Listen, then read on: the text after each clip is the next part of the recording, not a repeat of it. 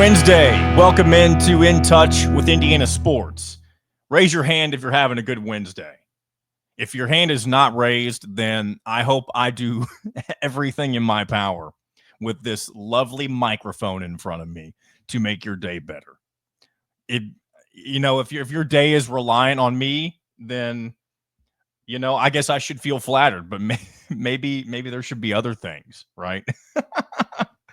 Maybe that wasn't the best way to start a show, but sometimes whenever I'm in a good mood, especially, I like to begin the show a little bit differently than I might typically do. But either way, one thing I do like to do is ask if you're having a good week. You're right in the middle of the week once again. It's Wednesday. It's December 11th, and it's quite chilly once again here in my neck of the woods. Not unbearably chilly, depending on your tolerance for cold weather. Mine is a lot higher than most people's, I feel like. We're in about the low 30s. But hey, this is perfect for this time of year, in my opinion. Love to have this type of weather as we get into the Christmas season. 2 weeks away exactly from Christmas, by the way. Going to be right in the middle of the week once again. And I guess while I'm mentioning that, I might as well go ahead and mention that we will not have a show on Christmas Day. Surprise, surprise. I'm sure you're not shocked about that at all. But I will try to have shows for Monday and Friday of that week.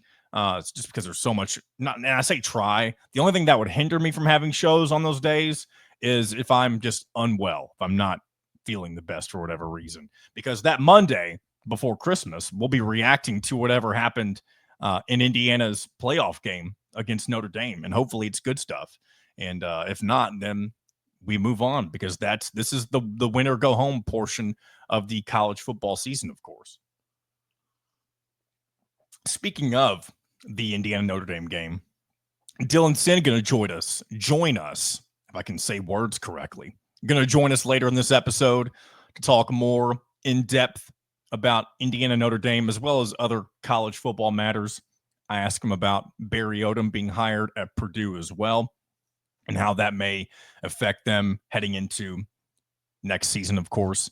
And then we talk Indiana basketball as their road ahead, big game against Nebraska on Friday, and we'll do a little bit of a dive into that as well. May save most of that for Friday's show, but I do want to take an early look at, of course, Indiana's next Big Ten opponent, because it's a big game for Indiana, and as far as the resume goes, you got to win more of the road games than maybe you would have originally predicted because of your debacle down in the Battle for Atlantis. As much as that's not a reality we want to have to deal with, that is the reality that Indiana has to deal with once again this year.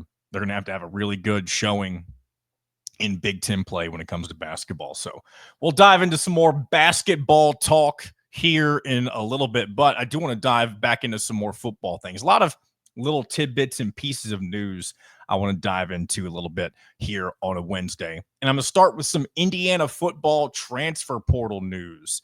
And to my knowledge, at least as of this recording, they haven't landed anybody. There's a couple of names to keep an eye on when it comes to potential roster pieces for Curt Cignetti's second season with Indiana. And the first one, the name alone is phenomenal. He's a Fresno State linebacker, and his name is Phoenix Jackson. Phoenix Jackson. And I know Jackson's just your typical last name, right? But when you throw Phoenix in front of it, it almost sounds like the name of a superhero. And I know I'm acting a little ridiculous, right? I'm sure some of you agree with me, though, right? Phoenix Jackson. And maybe superhero is not the right word, but he almost sounds like the name of, a movie character that would become a superhero, like an Iron Man type, right? And I don't know if Phoenix Jackson would agree with that, but nonetheless, he has a wonderful name, and he's named his top 4 schools. And that does, of course, include Indiana, as well as Auburn, SMU, and Nebraska. Of course, one of those teams, along with Indiana, also playing in the college football playoff. Phoenix Jackson is 6 foot, 220 pounds. He'll have 1 year of eligibility remaining. This season, he had 49 tackles, 7 tackles for loss, 4 sacks, 2 interceptions, and 4 pass breakups. And according to Pro Football Focus, he held the third highest coverage grade among linebackers in the entire country. So this is definitely a name that Kurt Cignetti and Brian Haynes will want on Indiana's roster next year.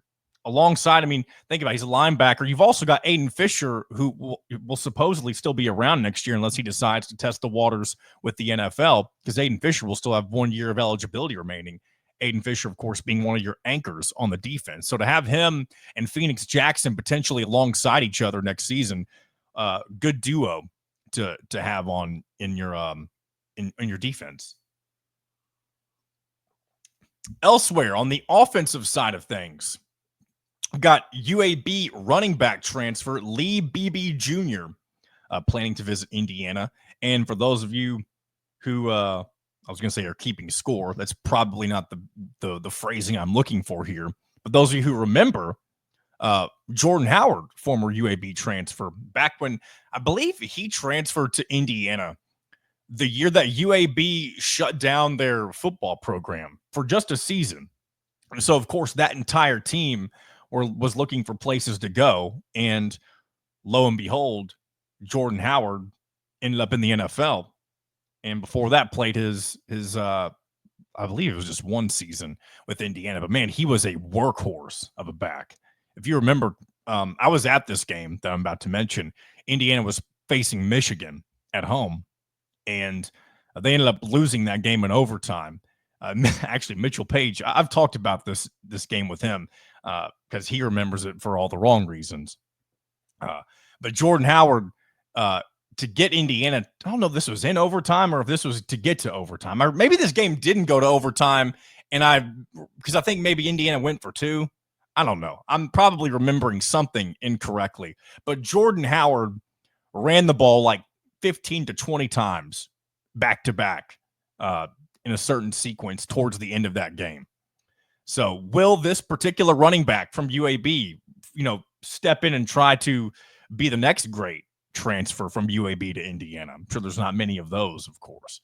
But why did I see that? Okay, now I was going to say his name was Max Olson, but I already mentioned his name's Lee Beebe Jr. ESPN reporter Max Olson first mentioned that he was somebody looking to visit Indiana. But Lee Beebe is a former walk-on, had 884 rushing yards and 7 touchdowns this past season. He totaled 1,103 yards and 8 touchdowns from scrimmage, helping him earn third-team All-AAC honors. And this season, he also had 2 100-plus yard games and also averaged over 5 yards per carry on the season. So with Indiana losing guys like Justice Ellison and Tyson Lawton, guys who combined for nearly 1,500 yards and 22 touchdowns this year, they're going to need somebody to replace that. And maybe Lee Beebe Jr. doesn't end up being the guy that helps do that. And plus, you're also going to have guys returning like Kalon Black, Elijah Green. Maybe they step into more prominent roles next season. But it's definitely safe to say, keep an eye on any and every running back that Indiana targets in the portal this year, because, of course, Indiana will be looking to replace quite a bit of production when it comes to the running back room. I'm feeling good today. Good energy on today's show. I hate it whenever, if for those of you who watch Monday's show, I don't know what it is about certain days, but I was very much, I felt like I was losing my breath every few seconds during Monday's show. And if those of you, maybe you don't pay attention to that sort of thing whenever you're listening to In Touch, but I caught myself catching my breath. Like it felt like every 5 or 10 seconds. And I know that's probably a little bit of an exaggeration, but I like feeling much better today, especially at the midway point of the week. And again, hopefully you're feeling good as well here as we move forward into December. Yeah, those are a couple of football names to keep an eye on when it comes to the transfer portal for Indiana. And another, let's see, what else? I got several things on my list today. I was going to get into something else, but I've got so many different monitors up to where sometimes I'm wanting to jump ahead of different things. But staying on the Indiana side of things of football real quick, Brian Haynes, I believe, is going to be announced as a Broyles Award finalist this afternoon. It may even be official by the time this gets put up. I saw Indiana had already posted something on Twitter, but it's still I guess, technically unofficial because the Broyles Award is announcing all of their finalists this afternoon at 1 o'clock Eastern time. Again, so by the time the show is up, maybe it's already been announced. And that'll be one of 8 finalists. So shout out to Brian Haynes on doing what he's done with this Indiana defense to make them a contender in the college football playoff. And also Brian Haynes, I don't know if I don't have his bio in front of me, but I believe in some way he was on a former Indiana staff previously. I don't remember if it was under one of the more recent ones, Tom Allen or Kevin Wilson, or if it was before that. I would assume it would be one of those because Brian Haynes, if I'm not mistaken, is a fairly young coordinator. But man, what if you want to call it a blessing, I'll call it a blessing for Indiana to be able to retain both of your offensive and defensive coordinator for next year, Mike Shanahan and Brian Haynes. And on top of that, all of your assistants minus one, of course, that one being Tino Sinceri, who's moved on to, or will move on to UCLA to be the OC there after the college football playoff. Because, again, I think I've already talked about this, but I'll reiterate it once again. The amount of investment in the last 365 plus days that have gone into Indiana football, it shows that they are serious about trying to stay a contender in this new era of the sport, because thankfully, Indiana finally realizes that football is what really will keep the rest of your athletic department thriving and afloat, and especially when this new era of all the, NIL and stuff. And I know that sounds like a very broken record thing to say, not even just from me, but just from everybody that talks about college athletics. But I'm just very happy that Indiana made the jump when they did. I said this a year ago whenever I was working for a different show and things were going downhill with Tom Allen. So it was over a year ago at this point.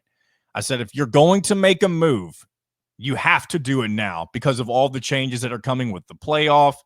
You have new teams coming into the conference, and that's only going to continue to add to the pressure of succeeding and make it more difficult. So, like, Indiana had to jump when they did, and thank God that they did do that, because, I mean, maybe Tom Allen would have had things slightly turned around this year, but I'd have a hard time imagining.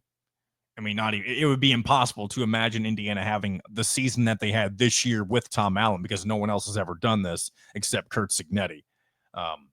So yeah, no reason to even bring that up, even though I just did. But the point of it all is just, I'm happy that Indiana's in this spot where, yeah, if assistants winning awards, also sticking around, because without the investment in football money-wise, you probably have almost all of these assistants moving on to jobs that are either head coaching jobs or coordinator jobs that just pay better. And I'd figure in the next, as long as Indiana continues to have success in the next season and other seasons to come, you'll see these guys who want to be head coaches. I would assume, maybe I'm dead wrong about this, that both Mike Shanahan and Brian Haynes eventually want to become head coaches.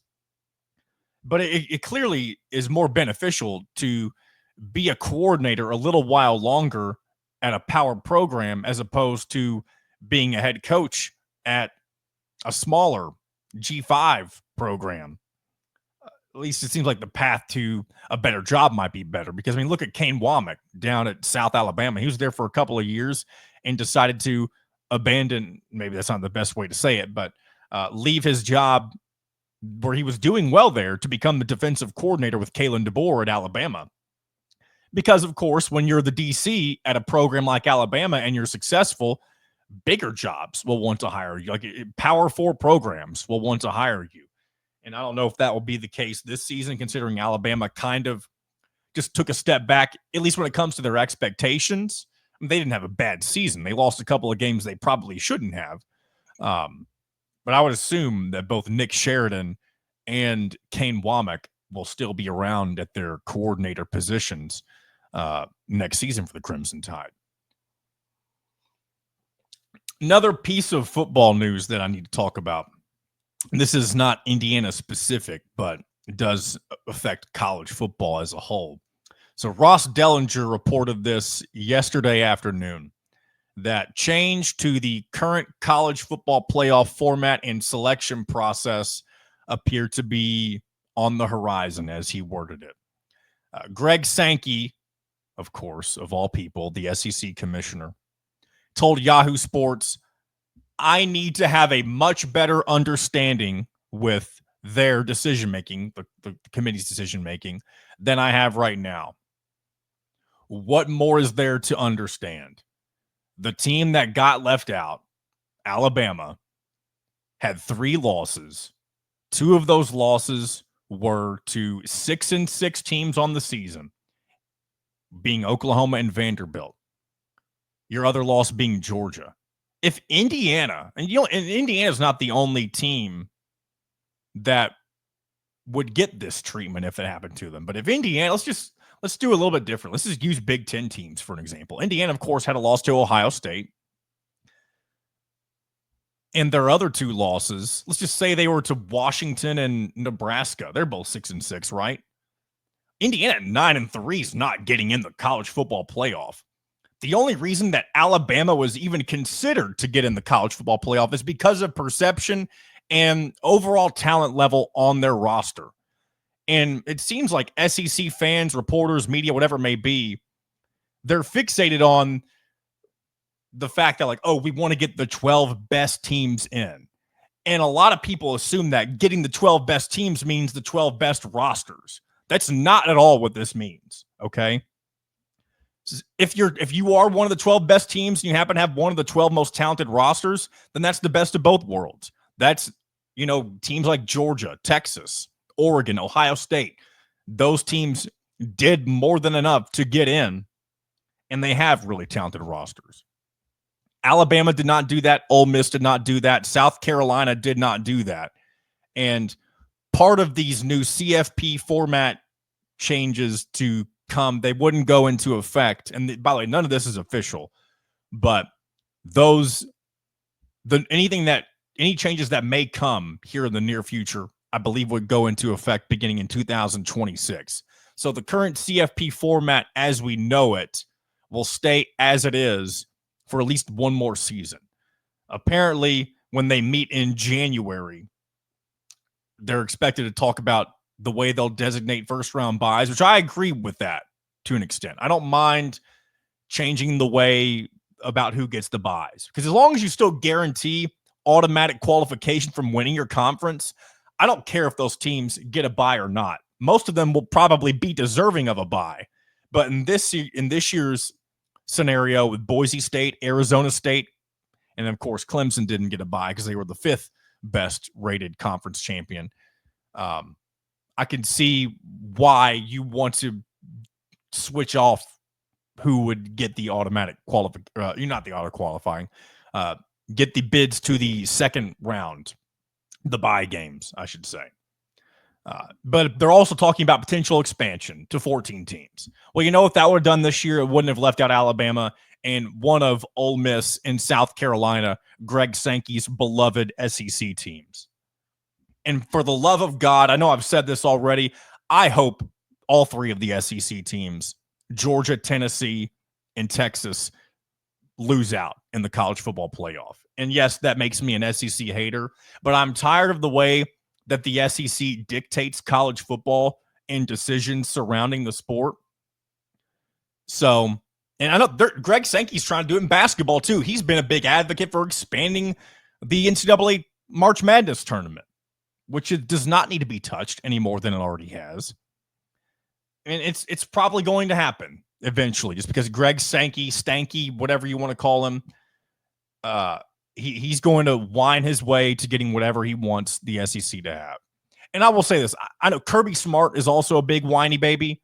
Really, all the SEC coaches are. Lane Kiffin's been doing it. Nick Saban, I know he's not coaching anymore. He's been whining for Alabama in the SEC. All they do in the SEC, if they're not winning, is bitch. That's all they do. But Kirby Smart, I will say this, in front of Greg Sankey's face, pretty much, after they won the SEC championship, just completely blasted him for giving them a difficult schedule and still finding a way to come out on top. So that's just my little rant about the SEC and all that type of stuff. And again, I'm feeling good. Some of you are probably very annoyed at this. Maybe some of you are enjoying it, but this just feels good right now. I'm feeling good on a Wednesday, and I hope you are as well. Couple of more basketball things to get into before we bring in Dylan Sinn to continue our college football playoff discussion, as well as some Indiana basketball stuff. 7-footer Leo Curtis was on campus for Monday's Big Ten opener against Minnesota. And back in October, Indiana extended a scholarship offer to Curtis. And apparently there is now an uptick in mutual interest, of course, with them taking a visit to Indiana. But this guy is somebody, of course, that would benefit to have on your roster for next season. Indiana does have a one-man class so far. That includes Trent Sisley for 2025. And you're not going to have Umar Ballo next year or Langdon Hatton. And I know Langdon Hatton is not somebody that if he were around next year that you would rely heavily on. He's always going to be somebody that can just give you a few, hopefully, good minutes off the bench this season. But Indiana's going to need, as long as Mike Woodson's still here, right? They're always going to want to fill that void of the big 7-footer. And with Umar Ballo gone next year, that hole is going to need to be filled by probably one or two players, one of them hopefully being Leo Curtis. And he currently holds offers from Creighton, Alabama, West Virginia, Arizona State, Xavier, and Stanford, as well as a few others. So definitely somebody that some power programs are keeping an eye on. And I'm sure with Leo Curtis being the type of player that he is, I'm sure he will notice that he will be of big importance when it comes to the way Mike Woodson likes to run his style of offense. And I do still believe that if Indiana did land Leo Curtis, with him being a freshman next year, and I don't really know how highly touted he is, or like what he's expected to do in his freshman season, but I do still believe Indiana will jump into the portal this offseason and be on the lookout for a more experienced big guy to replace Ballo. And that way you would have Leo Curtis and whoever else it might be to kind of, I would say tag team it, but that's kind of what Malik Renew does. And he may still be around next season unless he makes the jump to the NBA. But yeah, he was in attendance on Monday, and Indiana, of course, would love to fill out that 2025 recruiting class, make it a little bit, fuller. And I've mentioned before, you don't need more than really 3 guys, I think, to feel ultimately satisfied. I don't know if Indiana would get a third guy, but definitely getting a second one, just for the optics of it, would be a lot better than what you had last season, where you're really just hanging on by a thread. And you found somebody who's been really impactful so far in Bryson Tucker, but you lost Liam McNeely before that. So would you even have Bryson Tucker right now had you kept Liam McNeely around, or would you have gotten both? Who knows? But yeah, again, for the optics of it, it would be nice to see Indiana land Leo Curtis. I don't know when he's expected to make a decision. But yeah, definitely something to keep an eye on when it comes to the recruiting class for all things Indiana basketball.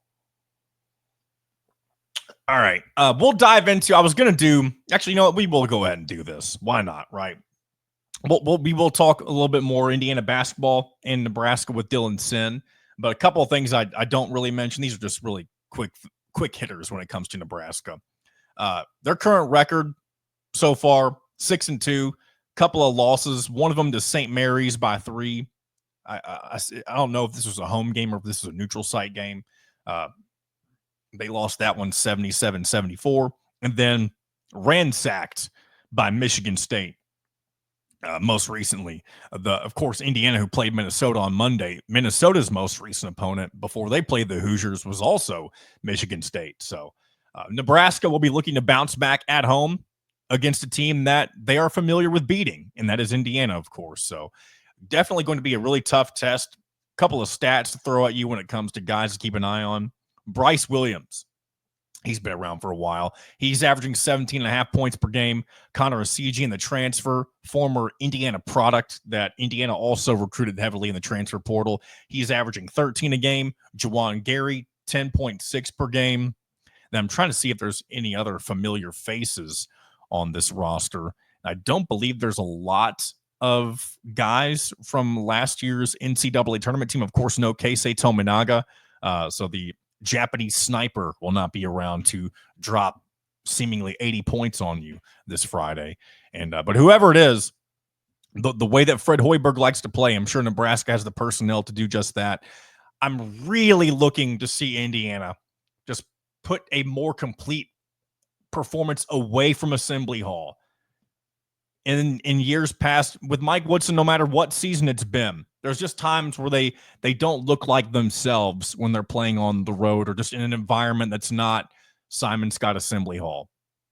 This is your chance to reverse that narrative. I know you've already played in the Bahamas, and that was, even though you beat Providence, it was still a disaster. We can say that because when you played your other two meaningful teams, you didn't look like you belonged on the same floor as them.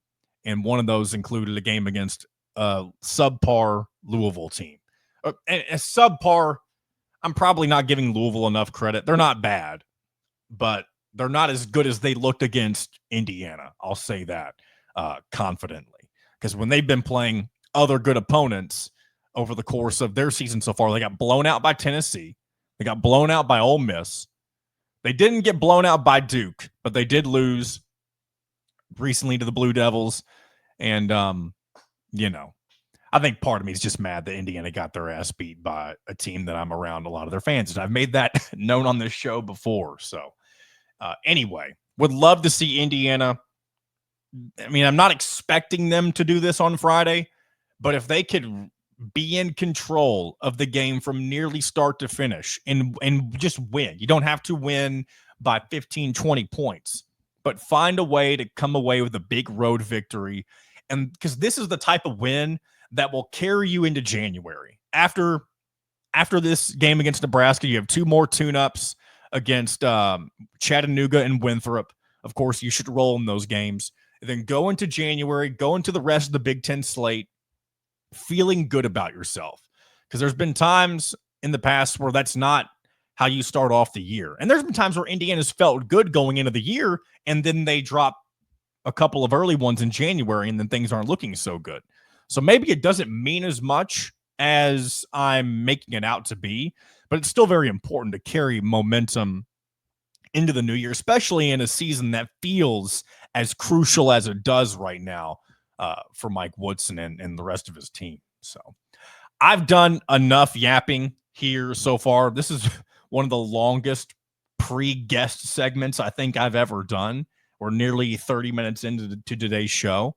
So without further ado, I'm going to go ahead and bring in from up north, Mr. Dylan Sinn of the Fort Wayne Journal-Gazette. Going to talk a lot of good stuff. Indiana football, basketball, college football playoff, Purdue's new head coach, and hopefully you enjoy our conversation, and I'm going to let it roll right from the here. Fort Wayne Journal-Gazette. Once again, it is Dylan Sinn. Glad to have you on. Welcome back. Absolutely, John. Thanks for having me on, as always. Got a lot of great things to talk about. And for starters, we'll get into Indiana football making the college football playoff, of course, against another team that you cover, the Notre Dame Fighting Irish. Quite possibly one of the, maybe not even one of the, I feel like it's almost a consensus. Maybe I'm totally wrong about this. That is the best storyline out of the first games, the first round games, I should say, in the college football playoff. No, I think that's totally fair. I think that the committee put these teams together, and it really is. It not only is it the story of the first round, it should be one of the best games, I think. Ohio State, Tennessee, I think is going to be really good, but these are two really evenly matched teams. They're playing Friday. It's the one game that's on Friday. There's no competition from the NFL because remember the Saturday games are going up against the NFL, so it's kind of a standalone at Notre Dame Stadium at night. Should just be an absolutely electric atmosphere. And I absolutely agree with you. I think it's the best of the first four games, the best storyline, the best football. Should be an absolute blast. Now, before we get into more of that, what do you think of the college football playoff seeding? Do you feel like the committee got everything correct? Anything that you would have changed? I'll share. There's one thing I would have changed real quick, and it's a very small thing.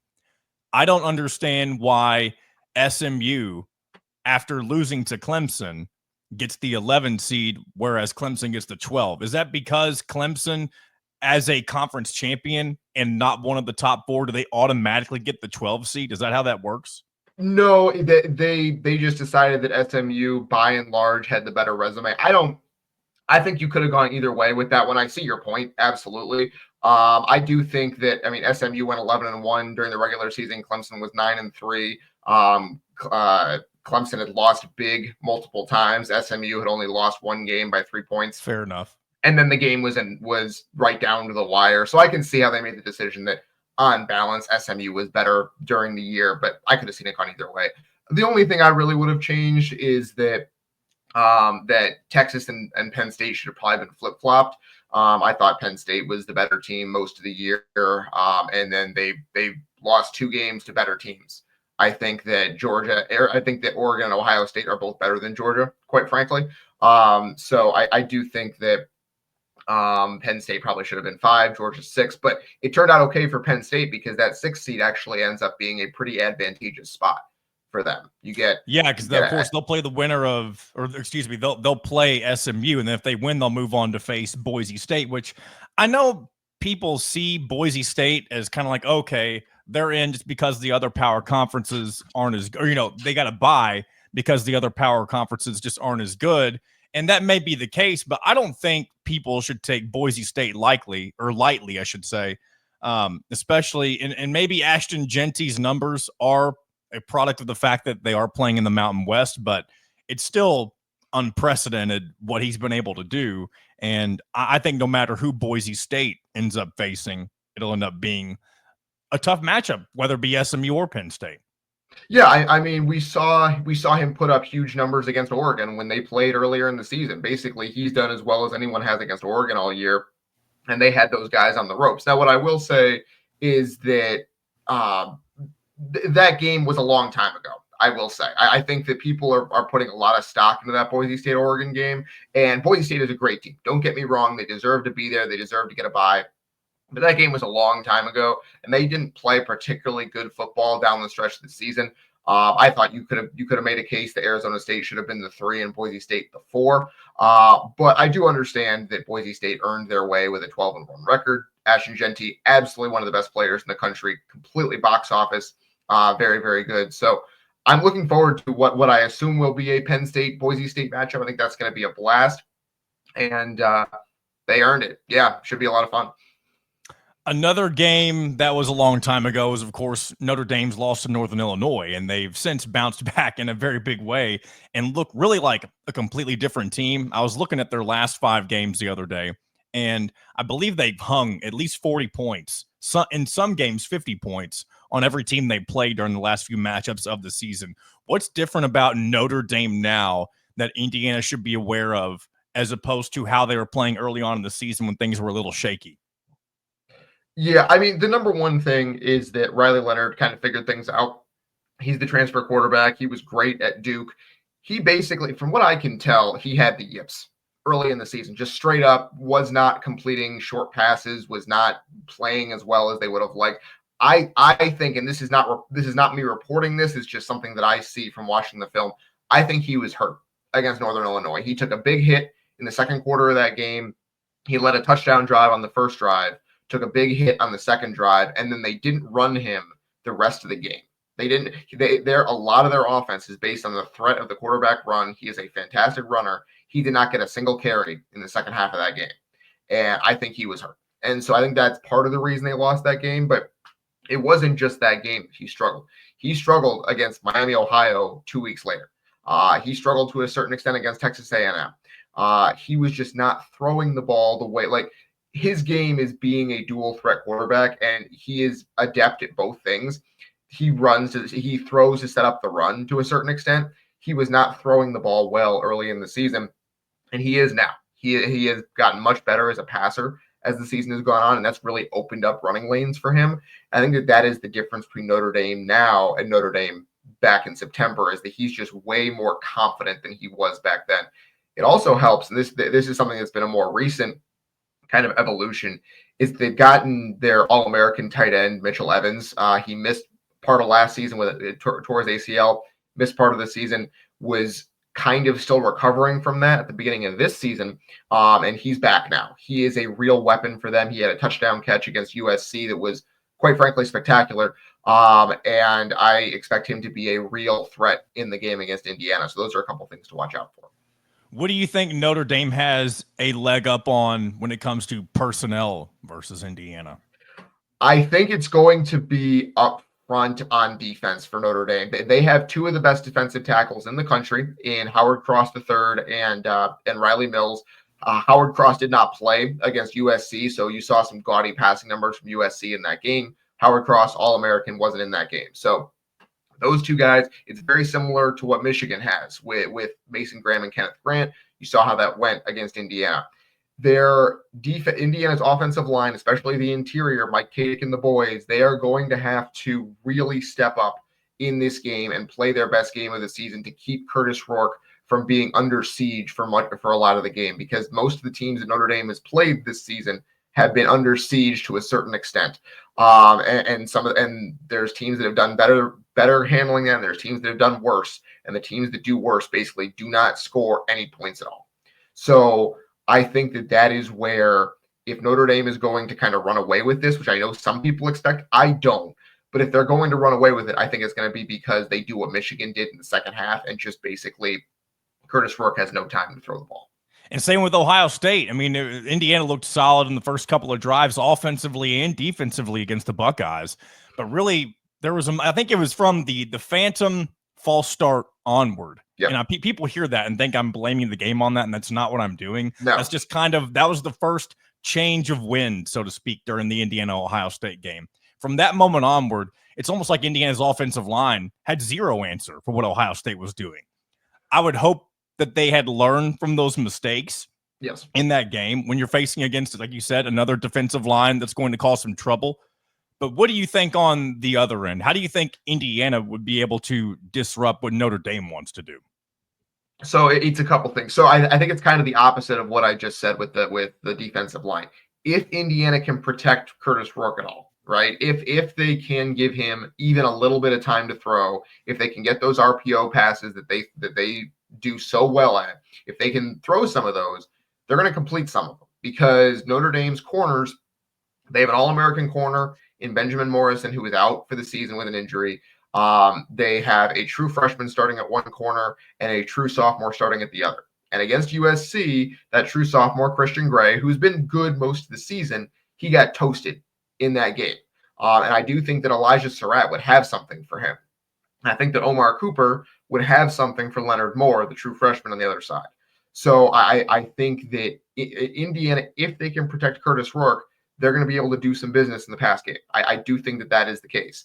It's going to come down to how well an offensive line plays if Indiana is going to be able to move the football, because if they can protect him, there are going to be holes in this defense for Indiana to exploit. Notre Dame has not been fantastic against the pass all year. They've been very good. They haven't been great. And so I do think that there's room there for Indiana if they can keep Curtis Rourke upright, give him 1, 2, 3 seconds to get the ball out.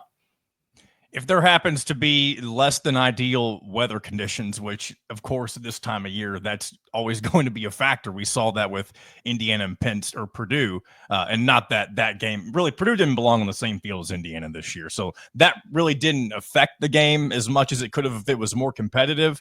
But who would you say would be favored, or I guess who would play better in conditions that are more adverse, Indiana or Notre Dame? I think probably Notre Dame, just because Notre Dame's offense is so much more predicated on running the ball than Indiana's is. Notre Dame has two of the best running backs in the country in Jeremiah Love and Jadarian Price. They are both probably, in my estimation, top 10 running backs in the country.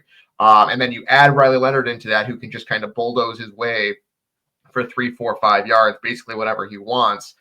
I would favor Notre Dame in that scenario more than I would if the weather was good. But what I will say is I think that Indiana is not going to be intimidated by that kind of weather either. Because they move the ball on the ground too. They ran the ball against Ohio State. They darn sure ran the ball against Purdue. So I do think that would create a really, really interesting situation. And I think it'd be a lot of fun, quite frankly. It'll be interesting. We'll definitely looking forward to that next Friday. And I mean, I couldn't be more excited. I can't believe we're going to be watching Indiana Hoosiers playoff football, whether it's on the road or at home. Should be fun between Indiana and the Irish. Moving on to men's basketball. Haven't really talked basketball much with you this year so far, but Indiana off to an 8-2 start. Disappointing in the Bahamas, to say the least. But they have bounced back since then. They had a couple of non-conference games against opponents that they should have taken care of business with, and they did. You bounce back with a really good, solid win against a subpar Minnesota team this past Monday, and now you're going to go on the road this Friday at Nebraska. Just quickly, what are your overall thoughts on the early portion of this season for Mike Woodson's team? Yeah, I see where they're trying to go. I see what they're trying to do. I think this team is incredibly talented. That's kind of where I've landed, is that like what we saw in the offseason when they were like, oh, there's hype around this team, like there's so much more talent. That part is true, right? So far, it hasn't come together. I think it came together a little bit against Minnesota, not as much as you would have liked, but to a certain extent. And you can see where they're trying to go. I think that so far they're just too sloppy. There are so many possessions they just throw the ball away for no real reason, and they just give it away. And they haven't. Against Minnesota, it was much better, where they played really, really hard, and you could see the intensity there, and that was encouraging, right? But you haven't seen that very often this season. A lot of times they seem stuck in second gear, and so it hasn't come together. I think getting Kanan Carlisle back from injury and having him be more confident, he was really struggling before that injury. Having him play the way he did against Minnesota is going to be key for this team. He's a huge piece of what they want to do with the playmaking and the ability to score off the bounce. So having him back is huge. I'm a little worried about what's going to happen against Nebraska, because that's the type of team that gives Indiana trouble. We'll see how real that increase in intensity is, because it was great against Minnesota when they were diving all over the floor, getting loose balls, but they were already winning at that point. Let's see what happens if you're down 10. Because do they kind of go into the same kind of shell they went into last year? And if they do, it's like, all right, how much progress have you really made here? I know you already mentioned Kanan Carlisle, and maybe he would be your same answer to this as well, but who do you think is the key factor in Indiana having or really taking a step forward this season? Not even just making the tournament, but comfortably being in and maybe making a push for the second weekend. Maybe I'm getting ahead of myself by mentioning something like that right now, but as you mentioned, the talent is there. It just needs to come together and play the way that it's supposed to. Who do you think is that X factor for this team? I think it's Miles Rice, actually. And like for a lot of the same reasons that I said about Kanan Carlisle, a lot of the offense is predicated on his playmaking ability. And he has been very good at times this year. There are times where he just gets the ball and he goes and he gives Indiana free points by getting to the rim or drawing a foul. And that's really helpful. Indiana didn't have a guy to do that last year. The problem is what happens when he gets out of control, and he's out of control a lot. He goes too fast for his own good. I think there are times where Mike Woodson and his staff have clearly coached Miles Rice, get the ball up the floor as fast as you possibly can. That's our offense. And so there are times where he tries to force passes up the floor where they don't need to be forced. Get them into half-court offense, run a set, see what happens, right? And he's trying to get them out in transition 1-on-3, and it's a turnover every time. It's really frustrating to watch sometimes. And so I think that him settling into a role that he can just really feel comfortable in, I think is going to be the key for this team, because he can be a 13.6 assist a night guy. And Indiana needs him to be that guy and be that type of playmaker if they're going to make a tournament run this season. And I also want to ask you just kind of about the rest of the Big Ten in general. And if I'm putting you on the spot, I apologize. Who has impressed you so far this season outside of Indiana? And maybe the answer is Purdue. Maybe it's Wisconsin. Maybe it's Michigan. Who do you think will end up maybe not running away with the Big Ten title, but who do you think right now is kind of poised to make a run at doing that? Yeah, so it's interesting. Like before the season, we thought, okay, it might be a little bit of a down year in the Big Ten. We weren't sure how many good teams they were really going to have. And what we're learning is, like, I think I saw this the other night on KenPom. There were 0 Big Ten teams in the top 10, but there were 11 teams from the Big Ten between 13 and 40. Like they are so bunched. There's a lot of teams that have had really good starts to the season, just kind of relative to expectations. Michigan's much better than we thought. Penn State much better than we thought. Maryland much better than we thought. Michigan State looks like a wagon, quite frankly. They are really, really They good. spanked both of Indiana's opponents, Minnesota, and then, of course, Nebraska, who they'll play on Friday. Just absolutely crushed Nebraska. They ran Nebraska off the floor in the way Nebraska was doing to other teams last year. So I really impressed by the Spartans. I've been impressed by Purdue to a certain extent. I think they're taking a step back from last year. Obviously, we knew they were going to. That's probably a 5 seed, right, in the tournament. Purdue is down, and they are a 5 seed in the tournament, more than likely to make. Braden Smith is fantastic. So, yeah, there's a lot of depth in this league. I think it's going to be a fascinating conference race. Right now, I would say Michigan State, to me, is the team that I would make the favorite. I don't think anyone's going to run away with it, but they are the best team that I've seen this season. Do you think at this point Indiana should still be expected to get into the tournament with what they've done and what they should be able to do? It's tough to think about. It's tough because, I mean, if the season ended today, they would probably be in, right? But we've seen them against some higher level competition, and it looked really, really bad, quite frankly. Like, that Louisville game is one of the worst performances I've ever seen from an Indiana team. And that's a mediocre Louisville team. They've lost 3 straight since they've been back from the Bahamas. Here's what I will say. I think that was a really good Louisville team, and they lost some guys to injury, and they are going to be pretty mediocre the rest of the season. But that hurts you, right? It hurts your tournament resume because the committee is not looking at how good Louisville is now. They're looking at how good Louisville was when you played. They're looking at how good their resume ended up being, right? So that was one of the worst performances I've ever seen from an Indiana team, including the entire Archie era, including the depth of the Tom Crean era. Like, it was bad. So I will say they'll probably be in the tournament, but until I see a better performance against a team even slightly in that stratosphere, which Minnesota, Providence are not, then until I see a better performance against the team in the top 50 of KenPom, I am not going to believe that they are anywhere close to being a team that's ready to make a run. They have the talent Nebraska? To do it. We'll see. Where's Nebraska fit in the KenPom? Do you know off the top of your head? Nebraska is, I believe, somewhere between 40 and 50. I think, like right around where IU is. So that'll be a good start if they're able to put in a good performance this Friday. Yes, exactly. Right. So, like, if you can do what you did against Minnesota, go out there, play really hard, get a tough road win. I'm not saying you have to win by 15. I'm just saying go out and get a road win. Right. Let's see it. See how you're better than last year, because this team spanked you up and down the court 3 times last year. All 3 times you played Nebraska, you had nothing for them.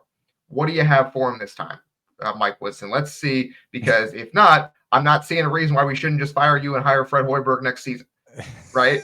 So just let's see something. All right, let's.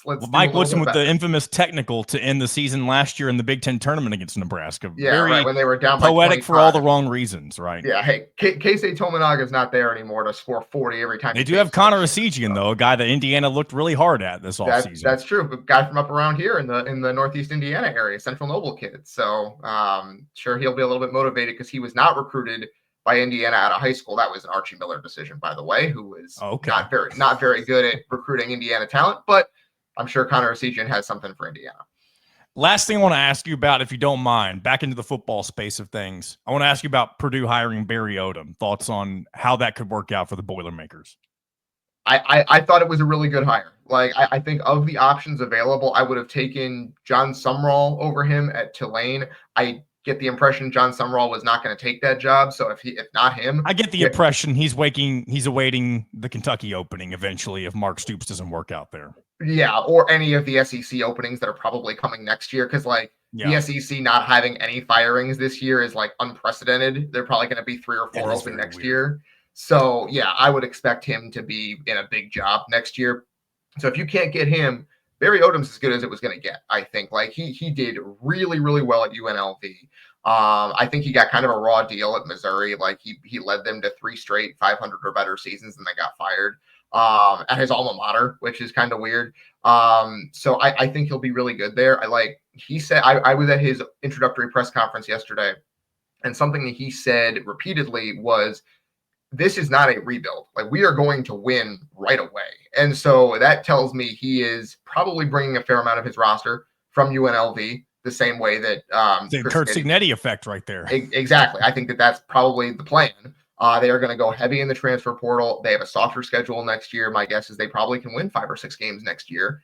And suddenly you're right back to where you were in 2022, right? Like you're not going to win Big Ten titles, but you're going to be competing for bowl games. You can win 8, 9 games in a good season, and you're going to be a thorn in Indiana's side with Kurt Snetti at the helm. So hopefully get a more competitive bucket game next year. Yeah, exactly. I think there will be a more competitive bucket game next year. So yeah, I would say if I was a Purdue fan, I would be excited about that hire. Dylan Sinn from the Fort Wayne Journal-Gazette, I appreciate all of your insight, all of your time, and we'll definitely do this again in the next few weeks or so. Absolutely, John. Thanks for having me on. This was fun. Good stuff from Dylan Sinn. Always a great conversation to have with him. And I appreciate our talks anytime he makes some time to come on In Touch with Indiana Sports. And I'm very grateful that he does just that. All right. Get into a few more things before we wrap up today's episode of In Touch with Indiana Sports. How about this? This is not going to make Indiana fans happy, and it doesn't necessarily make me happy, but it's very much a thing to, I guess, take note of. Archie Miller, current Rhode Island Rams men's basketball head coach, who has not had a good tenure there so far. In his current season, they have found themselves off to a 9-1 start. They were previously 9-0. They took their first loss of the season just the other day. But Archie Miller kind of turning things around a little bit, at least for, the time being. And maybe it'll still end up being a failed tenure there with Rhode Island. But, it was always kind of fun to clown Archie Miller during his first couple of seasons with Rhode Island, just because he was never he never did anything good with Indiana. I was trying to think of something good that he did. He brought in Trace Jackson Davis, but I feel like we didn't get to fully enjoy the Trace Jackson Davis experience at Indiana until after Archie Miller was gone, right?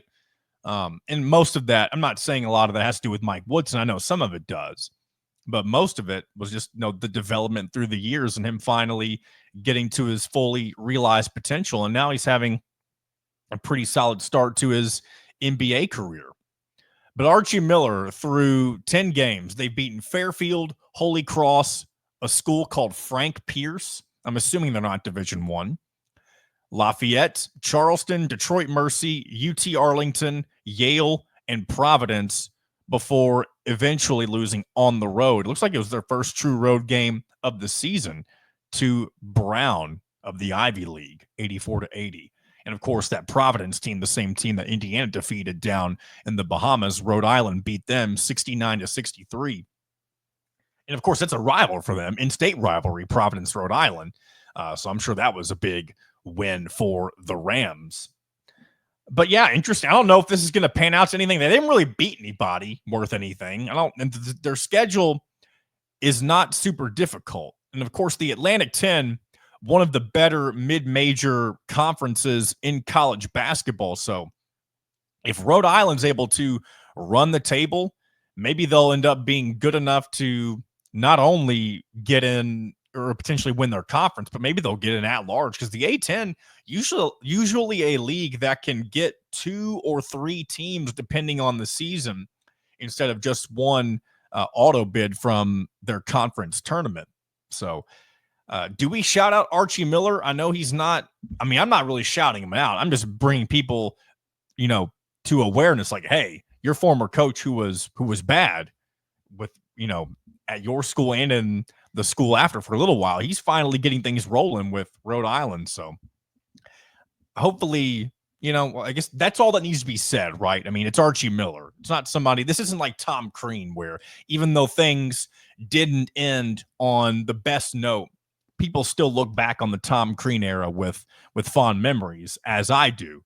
I grew up with the Tom Crean era. When I became an Indiana fan, whether that be for football or basketball, it was at the first time I ever really remember watching Indiana basketball and knowing who the players were it was the season right before Tom Crean, which was, of course, Kelvin Sampson's final year. I remember guys like Jordan Crawford, Eric Gordon, DJ White.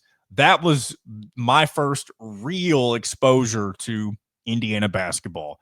But then when I first got into it, it was like getting invested, it was the Tom Crean era. So I went through the horrible years of Indiana basketball, and hopefully we'll see them get back to the glory days that everybody speaks about.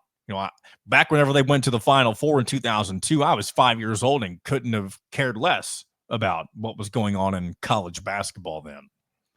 I remember, my family tried to make me Louisville fans, and I was going to say I don't know why they were unsuccessful in doing so, but I do know the answer. It's because I would go over to my grandparents' house, and they were watching Indiana games, and I just eventually, I guess, decided from being over there with them and watching games with them that I was going to be an Indiana fan, and I'm glad that I did, because not that being a Louisville fan is miserable, but I couldn't imagine trying to be a fan of the Cardinals after dealing with what they dealt with all their allegations with Katina Powell and all that nonsense. I'm not even going to get into that right now. But and if you don't know what that is, you look into that yourself. The Louisville, again, I'm talking people who are basketball fanatics. I'm sure you know what I'm talking about when it comes to the Louisville stuff from the last several years. I know that's not where they are now, but very weird time that was for that particular program, right? All right, let's get into a couple of other college basketball results from the week so far. And because this is something I haven't really done a good job of doing, because I've been so uber focused on college football. I do want to begin updating more often what's going on in the world of college basketball, especially the Big Ten and the top 25. And I'm mainly going to stick around with the Big Ten here. There haven't been a whole lot of marquee top 25 matchups so far this week that have included non-Big Ten teams. But yesterday, John Calipari and his Arkansas Razorbacks, they played Michigan in the famed Jimmy V Classic up in New York. And Dusty May's Michigan Wolverines unable to get the job done against John Calipari's Razorbacks. In a game that was pretty kind of back and forth, and kind of each team was going on different runs, that type of thing. Arkansas getting the last laugh in that game. And I know a lot of course, Indiana fans keeping an eye on what Michigan is doing, just in case, they want to steal Dusty May away from Michigan down the road. And I'm still torn. Actually, I don't even think torn is the right word for that. I like Dusty May, and I hope he ends up being a really good coach. But I feel like I will say I'm glad Indiana didn't jump the gun as early as they did for Dusty May. And maybe, I'm sure if Indiana had let go of Mike Woodson and moved on and hired Dusty May last year, I'm sure I would have bought in and been excited about this basketball season. But I just think his Final Four with Florida Atlantic is more fluky than most Final Four appearances when you look at the rest of his body of work as a head coach. And again, I'm not saying he's a bad head coach, but just when you look at somebody who, and I'm about ready to go down a rabbit hole, didn't plan on going down on, but the fluke Final Four. There's a lot of head coaches in basketball who have made a career off of a fluky Final Four. Shaka Smart at Marquette is one of them. His fluky Final Four at VCU. He ended up having a mediocre tenure at Texas. He's gotten Marquette. He's always been a consistent competitor where he's been at, but he's never gotten it done in March, which, of course, that is ultimately what you are judged on at the elite programs in college basketball. And he did make a good run with Marquette last year, if I'm not mistaken. I believe they got to the Elite Eight. But anyway, that's my piece on that and how Dusty May relates to it. Maybe Dusty May ends up being a great coach, and maybe he ends up being in Indiana at some point. That's just my thoughts on that. Other results from around the Big Ten. Yesterday, Illinois defeated Wisconsin, number 20 Wisconsin, 86-80. Illinois had a pretty tough schedule so far this year. They played that same Arkansas team that I mentioned earlier, when they played Michigan. And I believe they defeated that. Yeah, they defeated that Arkansas team 90-77, but then followed that up with an unfortunate loss to Northwestern. And then elsewhere in the Big Ten, Rutgers defeated Penn State 80-76, that same Penn State team that defeated Purdue not too long ago. And then Washington, for some reason, when it comes to the college basketball side of things, I feel like the Pac-12 teams are in their own little world. It doesn't feel as cohesive as it does with the college football stuff. For some reason, maybe it'll feel different once Indiana plays them. But Washington basketball, in any of them, USC, Oregon, UCLA, they don't feel like Big Ten teams yet. But maybe we'll change our mind once we see them playing more Big Ten teams, once we get into the thick of conference play here next month. Elsewhere coming up this week for the Big Ten, Iowa State and Iowa in the Iowa Corn Cyhawk series. That'll take place on Thursday, tomorrow night. Again, Iowa State ranked number 3 in the country right now. And they've had a really good last couple of seasons. Of course, Iowa will be looking for the upset at home. I'm sure Carver Hawkeye Arena will be raucous, probably as raucous as it's been since Caitlin Clark left, now that she's no longer with the Hawkeyes. And then coming up this weekend, of course, Indiana, Nebraska on Friday. We've talked a lot about that already. And then a pretty large slate of Big Ten games for the weekend. A big one in Indianapolis, number 17 Texas A&M against number 11 Purdue. What else is of note? Ohio State playing number 2 Auburn in the Holiday Hoopsgiving. That's the event where Indiana got completely destroyed last year at State Farm Arena in Atlanta, Georgia. Hopefully Ohio State won't suffer the same fate to the Tigers. Wisconsin will also be participating in the Indy Classic that Purdue will be in. Wisconsin taking on Butler. Elsewhere, UCLA taking on Arizona in the Hall of Fame rivalry presented by Continental Tire. I don't know what that is, but interesting name, I guess. And then we have Seton Hall and Rutgers in the Garden State Hardwood Classic. That's a rivalry matchup of two teams, of course, from the state of New Jersey. Record-wise, not so hot. 5-5 Seton Hall and 6-4 Rutgers. And the number 1 Tennessee will go on the road to Illinois. And, of course, undefeated Tennessee, that same Tennessee team that Indiana defeated in exhibition play, currently the top team in the country. But I think Brad Underwood's squad will have their arena rocking for a mid-afternoon to late or early evening matchup in Spaceship Assembly Hall, as some people call it. I've never been to the Spaceship, but I would love to see a game there someday. But yeah, the Battle of the Orange, right? Tennessee and Illinois. And then on Sunday, any interesting Big Ten matchups? Nothing super of note. You do have 2 power conference teams, Georgia Tech and Northwestern, battling it out in the MKE tip-off in Wisconsin. I'm not sure if that's a one-off or if that's a tournament, but the Northwestern Wildcats will be participating in that. All right.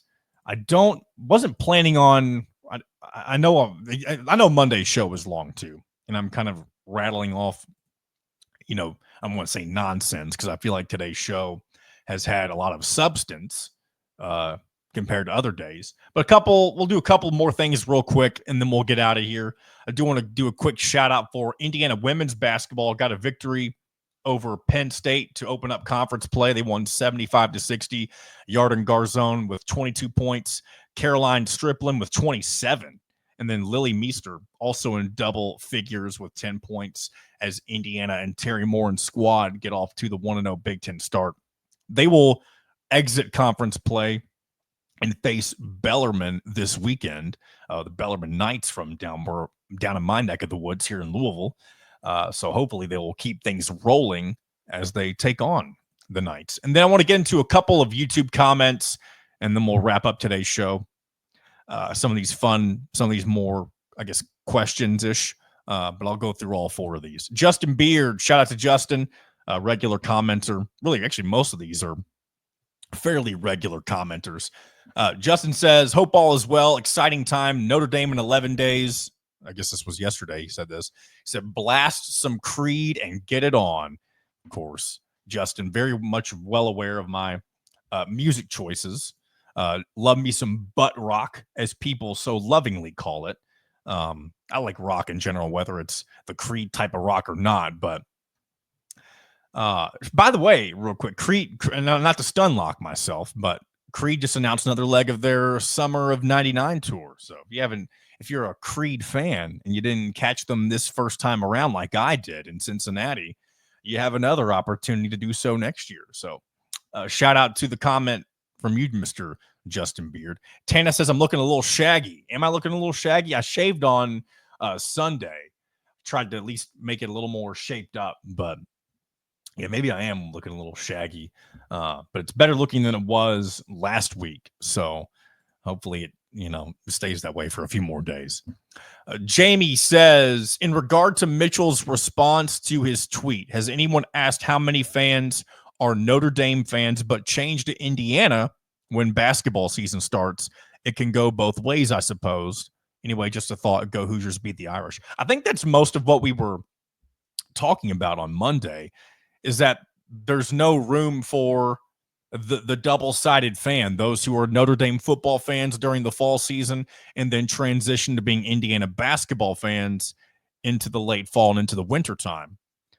So yeah, I think that's about as, that's, I don't know if you're confirming what we were talking about or if we just didn't explain it correctly. But yeah, what Mitchell is saying is that those fans need to not exist as human beings, but they have no business being a part of this Indiana football resurgence. I mean, is it even a resurgence if you were never really there to begin with? I guess just rise to prominence might be the best way to put it then. But he's basically saying no business with that.